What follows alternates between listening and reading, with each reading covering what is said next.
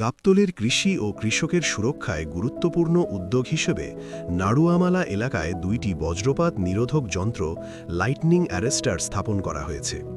গাবতলী কৃষি উদ্যোক্তা উন্নয়ন সমিতির প্রতিষ্ঠাতা ও তরুণ উদ্যোক্তা বগুড়া জেলা ছাত্রদলের সাধারণ সম্পাদক এম.আর. হাসান পলাশের উদ্যোগে এবং সরকারি সহায়তায় এ আধুনিক নিরাপত্তা ব্যবস্থা স্থাপন করা হয়।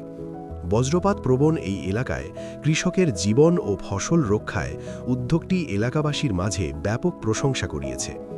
ফসলি মাঠে কর্মরত কৃষকেরা যাতে বজ্রপাতজনিত দুর্ঘটনার শিকার না হন সে লক্ষ্যেই এই কার্যকর প্রযুক্তি স্থাপন করা হয়েছে।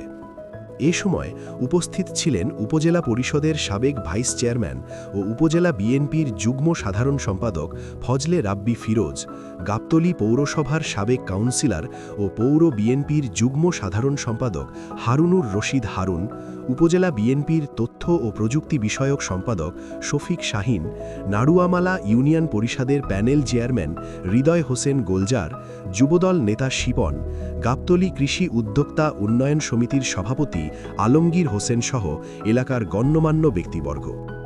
এ সময় জেলা ছাত্রদলের সাধারণ সম্পাদক বলেন, বজ্রপাত নিরোধক যন্ত্র বা লাইটনিং অ্যারেস্টার এমন একটি আধুনিক ডিভাইস যা বজ্রপাতের সময় সৃষ্ট উচ্চ ভোল্টেজের বিদ্যুৎ নিরাপদে মাটিতে পৌঁছে দেয়।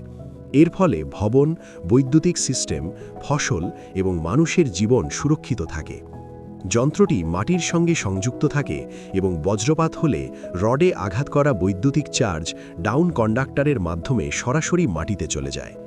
জানা যায়, বজ্রপাত প্রবণ দেশের অন্তত ১৫টি জেলায় এ ধরনের যন্ত্র স্থাপনের সরকারি উদ্যোগ রয়েছে। নাড়ুয়ামালায় স্থাপিত এই লাইটনিং অ্যারেস্টার কৃষি জমিতে কর্মরত কৃষক, ফসল এবং এলাকাবাসীর জানমাল সুরক্ষায় অত্যন্ত কার্যকর ভূমিকা রাখবে বলে আশা করা হচ্ছে। বক্তারা বলেন, আধুনিক প্রযুক্তির ব্যবহার কৃষি উন্নয়নের পাশাপাশি কৃষকের নিরাপত্তা নিশ্চিত করতে বড় ভূমিকা রাখছে। ভবিষ্যতেও এ ধরনের জনকল্যাণমূলক উদ্যোগ অব্যাহত থাকবে বলে তারা আশাবাদ ব্যক্ত করেন।